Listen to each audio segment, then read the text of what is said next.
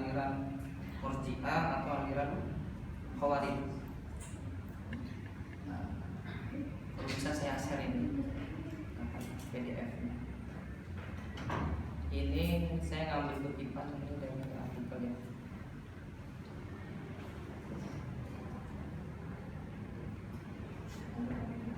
Coba ini maaf.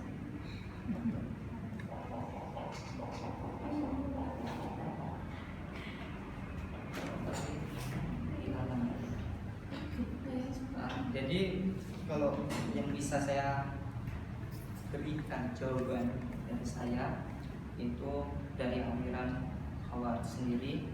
Aliran Khawarij sendiri itu muncul ketika peperangan memuncak antara pasukan Ali dan pasukan Muawiyah yang merasa terdesak, maka Muawiyah merencanakan untuk mundur, tetapi dibantu dengan adanya pemikiran yang ideal untuk melakukan arbitrase yang menimbulkan perpecahan pada pasukan Ali.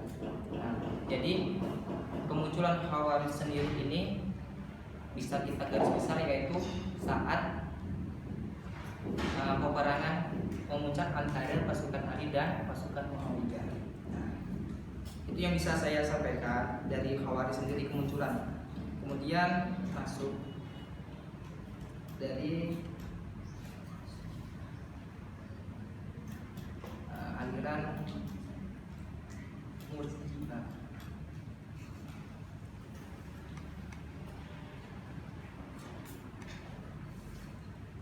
Aliran Murji'ah ini muncul pada persoalan politik yang terjadi sejak 6 tahun terakhir pemerintahan Khalifah Utsman bin Affan hingga terjadinya arbitrase atau tahkim antara pihak Ali bin Abi Thalib dengan pihak Muawiyah bin Abi Sufyan. Oleh para sejarawan dipandang sebagai latar belakang timbulnya persoalan teologi. Pemicu utama adalah munculnya persoalan status hukum orang yang melakukan dosa besar. Apakah mereka tergolong kafir atau bukan? Persoalan ini pertama kali dimunculkan oleh golongan Khawarij. Jadi kalau bisa saya simpulkan, antara Khawarij dengan Murji'ah itu Khawarij terlebih dahulu yang muncul, kemudian Murji'ah. Mungkin itu dari saya.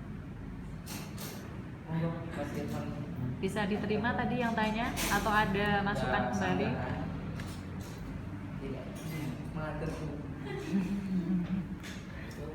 Monggo dijawab pertanyaan. Ayo Mas Roman.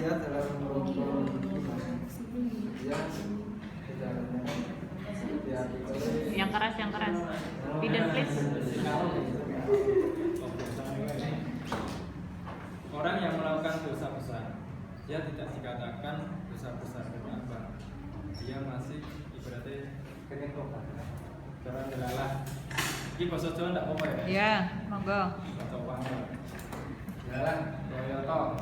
Si A dia melakukan yang sewu zina. Zina kan dosa. Tapi dia tidak mengatakan dia kafir. Dia cuma dosa. Karena yang hanya mengampuni dosa itu ada Allah. Jadi dosa orang. Jadi ini walaupun cara diambil dari segi Islam, pokoknya yang luas. Ini yang paling benar ini adalah dewi kuwi nglakoni maksiat, nglakoni dosa. Dan ibaratnya wah, Yes, nggak apa-apa. Sepisahnya. dan ibaratnya ditobati lah, ditobati ngomongin dari kesalahannya melakon bang ya sholat sholat apa ya?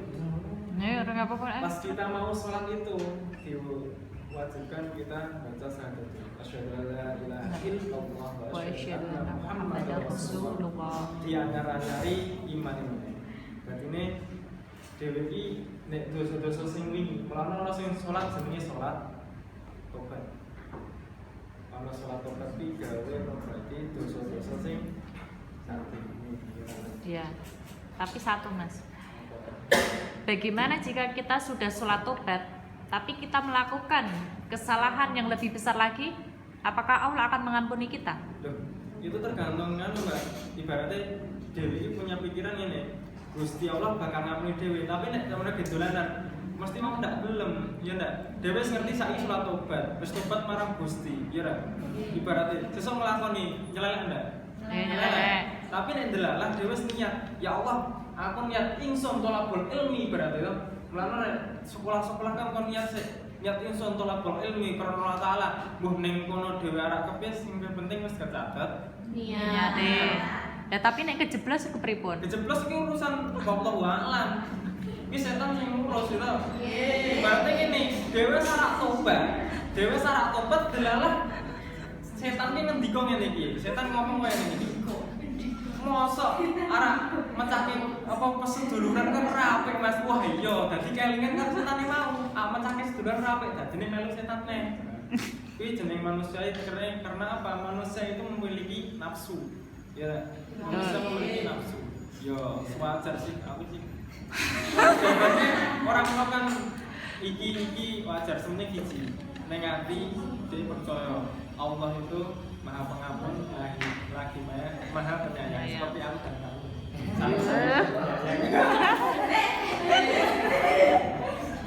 Orang harus sampai kok bahaya itu. Nah, berarti ini nek sama Mbak Sinten mau Mbak Risma. Mbak Risma. Alhamdulillah, nyuwun sewu. Kalau kula panjenengan alhamdulillah dhewe iki bengi wis sholat tobat. Wis tobat marang Gusti. Alhamdulillah isuke nglakoni dosa iki biyen abah dawuh ngaten. Ngomong nate. Nek delalah jenenge wong kan duwe nafsu. Setidaknya dhewe iki wis ibaratnya wis njogo, wis ibaratnya wis piye carane maksiat karo ngibadahi sampean dioke-oke ngibadahi. Kok delalah akeh maksiate iki urusane Gusti Allah. Iki wis ra melu wis penting dhewe niat dadi wong sing apik kula yaumin Datin. datang. Jadi sampai dulu yang dapat setidaknya kita nggak bisa menambah keimanan kita. Yuk wis anteng ning kono aja asik mudhe. Kulano ibaratnya kita belajar apa ya ilmu fisika. Kulano ilmu fisika diajari kon iman sing apa ban building gitu. Kulano dhewe belajar dari itu, dari ban building. Iman iki kadang yo ning isor, kadang yo ning tengah-tengah, kadang yo ning Dul. ya diusahake nek wis kadung ning dhuwur ganjel le. Ngono. Apa wis tak ngono kuwi. Ganjele. Ganjele bener apa? Ana sing wajib, ana sing sunah, lha sing ndi? Ya ora, wajib ya sunah, emu kok. Ayo lho. Ngono ganjele niku. Nek delalah imanmu wis ning dhuwur, ganjel le, maksudnya diganjel kepiye? Ganjel nggawa salate di Tambahi. namine kok pertama ki ibaratnya ning napa kita apa tidak Oke, lanjut. ini ngaji mesti ngerti Dalilnya aja. apa jenenge wong kuwi kaya ndok kaya ndok Iya. sing ning jaba kuwi akhlak bagian sing ning lakune meneh begitu Mas Ya bisa diibaratkan seperti atom. seperti telur sing pertama kuwi akhlak Ya. sing keloro kuwi dhewe ibaratnya kaya kewajiban sunah-sunah Ya. sing ketelu Inti. sing itu sing kan pertama kan ono yokone kuliahane kan lho Iya. kuliahane kuwi kewajibane dhewe terus tengah-tengah sing menutupnya dhewe soalnya berarti ngene wong wis randir akhlak pertama ya sekolah selama mesti nek akhlak sing njogo wis elek mesti durunge melu elek wis cetha salat 5 waktu ora ndak dijogo dan seterusnya salat sunah bakal ndak kopen mulane dhewe saiki belajar bareng-bareng dan biar carane njogo keimanane dhewe pertama nek urung iso sunah-sunah ya saiki belajar Wajib. wajib iki nek wajib kok wis ketotok insyaallah sunah-sunah melu itu ya semono wae rasah mikirke ibarate wah sesuk kepiye nek kan saiki akeh dinyateke Habib Syekh Habib sinten niku sing ibarate ngeten wong tani wong tandur ngasih salate diundur aja ngasih tapi ngopo yakin dhewe njaga salat gak bakal kaliran percaya ora iya ndak Enggak. percaya ya sampeyan kok ibaratnya saiki ngene kata iki basa Jawa gak apa-apa ya rek Iya. Ya, bukan aku jadi ngene ibaratnya akeh wong ngono dhewe yang kerja S1, S2, S popong dan S cendol dawet ibaratnya dhewe kerja esuk rage esuk awan rage awan panas rage panas udan rage udan Das ngasih dadi sikil dadi ngimpi das. kerja dhewe ning cukup gawe mangan saiki coba dilihat koyo ibaratnya nyuwun sewu nggih pembesaran iki pemilih sinten Gus Yusuf. Gus Yusuf saiki kerja nopo kerjane nopo namun ulang ngaji namun ulang nopo ya kali Gusti Allah kayak rezeki tapi ngopo antara hati pikiran nyambung marang Gusti ngono oke kiai kok gogo kekit ngono tunggu ya udah apa meneh oh aja ngono kae ya wis oh jamin mepet Ayo. tutup bae kok Time is money. Ayo, pertanyaannya masih banyak. Ayo dilakukan. ayo kesimpulannya ngono nek dhewe iki ibaratnya nyuwun sewu Coba dilihat lagi teksnya dia seperti apa. keimanan itu maksud keimanan adalah dhewe iki bengine keimanane balik oh ya wis tutup assalamualaikum Pertanyaannya masih ada berapa pertanyaan?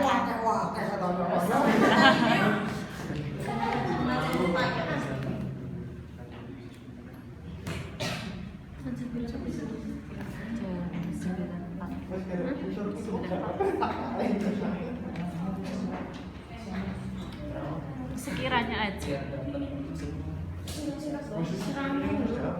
Singkat-singkat aja jelasin ya.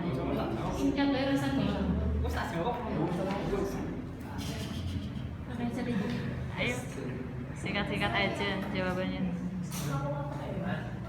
Di sini saya akan menjawab pertanyaan dari Mas Taufik tentang siapa saja tokoh yang terlibat dari arbitrase atau hakim. Di sini ada dua golongan yang terlibat di arbitrase atau hakim ini, yaitu golongan Ali dan golongan Muawiyah. Yang kemudian golongan Ali itu terpecah menjadi dua, yaitu golongan Murji'ah dan golongan Khawarij yang tidak terima dengan keputusan Ali yang menerima arbitrase dari golongan Muawiyah itu sendiri.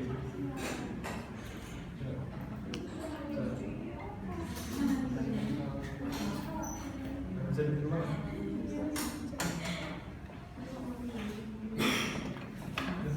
Masih ada sesi lagi. Pertanyaannya sudah kejawab semua. udah yang apa namanya Kenapa sekte Azaka itu lebih kuat dari radikal dari tuh ayo tanyain juga kenapa Pak. sekte Azaka lebih radikal dari Muhammadiyah? Seperti yang sudah Seperti yang sudah saya jelaskan tadi. ibaratnya intinya neng mau ono kena dipahami meneh wis tak share neng grup dan dipelajari. Oh, ada. Kamu tak mendengarkan. Oh. Kalau di makalah jenengan tidak ada penjabarannya, yang menjabarkan dari saya. Oke ya, Nah, itu yang sudah dijabarkan Mbak Risma. ya kembali lagi sekarang kan karena jenengan yang tugasi pemateri. Nah, Sangel. Waktu tak iso ya, so Indonesia. tangan dong ada. Susah soalnya.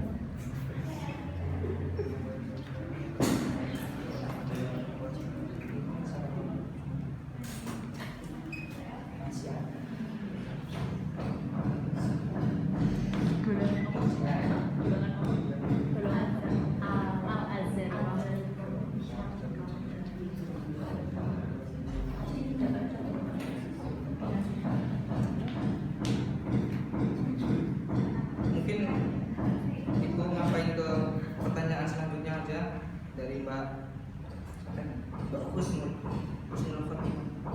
Amin ya rabbal alamin. Pertanyaannya, apakah di zaman sekarang ini masih ada penganut dari golongan Murji'ah dan Mu'awiyah? Khawarij dan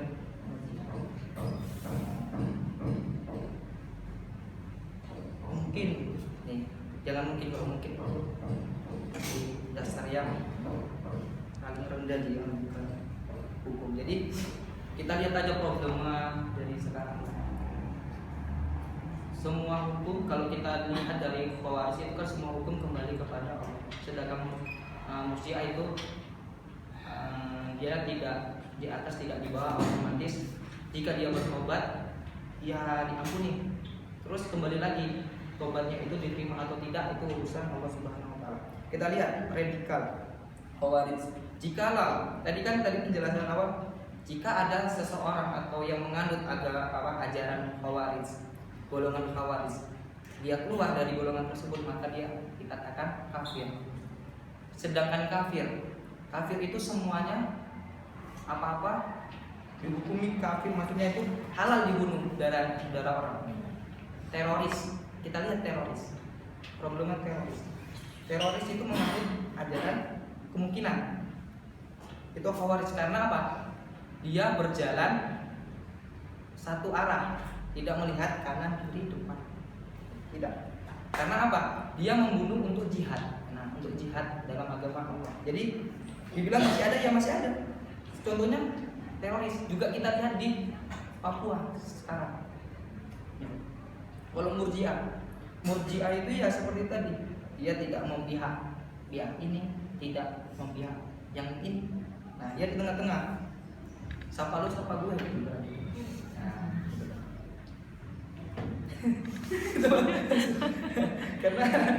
karena ya itu tadi. Tapi terlepas dari itu, kita hanya mengambil intisarinya aja. Tidak harus mengikuti ajaran ini, tidak harus mengikuti. Ikutilah kata hati kamu sesuai dengan ajaran kamu yang ini. Karena ada yang seperti kemarin seorang sufi wanita, yaitu Robiatul Adawiyah. Robiatul Adawiyah pernah didatangi oleh seorang pemuda. Kemudian pemuda itu berkata kepadanya, "Wahai Robiatul Adawiyah, aku sangat mencintaimu." Kemudian Robiatul Adawiyah berkata kepada pemuda itu, "Wahai pemuda, kamu lihat di belakang." Kemudian pemuda itu menoleh ke belakang. Kemudian Robiatul Adawiyah pun berkata dan tersenyum, "Wahai pemuda, kamu itu tidak benar-benar mencintai saya. Orang yang mencintai seseorang tidak akan pernah berpaling darinya." Seperti halnya begitu. Jika kita sudah cinta kepada Allah dan juga para nabinya, yaitu Nabi Muhammad, maka kita tidak akan berpaling darinya walaupun disuguhi dengan seorang wanita yang cantik, rupawan. Dan dikatakan di surat An-Naba itu dikatakan, wa ka'san dihaqa, maka orang yang akan masuk di surga akan disuguhi oleh seorang wanita yang montok dan sebaya. Maka di surga nantinya kita tidak akan kenal kata tua, tapi dikenal kata muda selamanya. Karena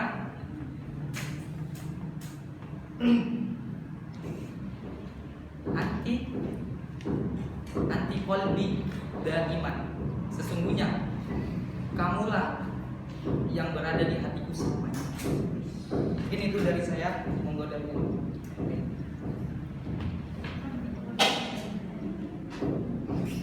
Waktu mepet. Mungkin ada satu.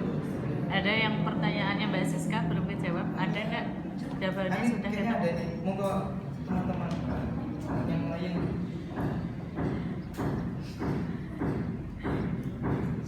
Hah? Soalnya aku udah mulai hilang nih. Ketemu gak jawabannya Mbak Siska? Isi Andi ngono. Oh lu radikal apa? Bisa dijawab? Kalau enggak tak bantu jawab. Nah mungkin dari kami kurang referensi, mungkin Mbak siapa namanya Mbak? Mbak Risma. Mbak Risma bisa membantu. Baik, saya akan membantu pertanyaan dari Mbak Siska tadi. Kenapa golongan Al-Azhari kok lebih radikal daripada Al-Muhakimah? Tadi sudah kita katakan bahwa Al-Azhari adalah golongan yang dapat menyusun barisan baru dan besar lagi kuat sesudah golongan Al-Muhakimah. Sedangkan Al-Muhakimah golongan Khawarij asli dan terdiri dari pengikut Ali disebut golongan Al-Muhakimah. Bagi mereka, Ali Muawiyah, kedua pengantar Amr ibnu Al-As dan Abu Musa Al-Asy'ari, semua orang menyetujui paham bersalah itu menjadi kafir. Nah, dari golongan Al-Azhari dan Al-Muhakimah, kenapa lebih radikal? Karena sudah dijelaskan tadi ya, bahwa Al-Azhari ini golongan yang lebih besar, dia itu partai besar. Sedangkan Al-Muhakimah ini partainya kecil. Ibarat kata Al-Muhakimah ini kita menghadapi musuh. Al-Muhakimah ini ibarat kata satu kelas kita. Satu kelas kita ini ada 27 orang. Sedangkan kita menghadapi golongan partai PDI misalkan yang ada beribu-ribu orang, jelas-jelas partai PDI lebih kuat daripada kita yang hanya satu kelas, hanya seberapa besar kita ini. Maka di situ kenapa Al-Azhari lebih kuat daripada Al-Muhakimah? Karena Al-Azhari ini merupakan golongan yang lebih besar, merupakan partai yang lebih besar. Akhirnya apa? Pedoman-pedoman dari mereka yang mempunyai pemahaman berpikiran bahwa paham bersalah itu akan menjadi musyrik. Nah, itu akan lebih kuat daripada Al-Muhakimah tersebut. Oke, Mbak Siska bisa diterima? Bisa. Iya. Oke, jadi itu tambahan dari saya mengenai pertanyaan dari Mbak Siska. Terima kasih. Saya kembalikan lagi ke kelompok 1. Mungkin ada satu pertanyaan yang belum kami jawab, ini dari Mbak siapa? Ciwi. Oh. Monggo Mas Rio ini yang menjawab. Aduh.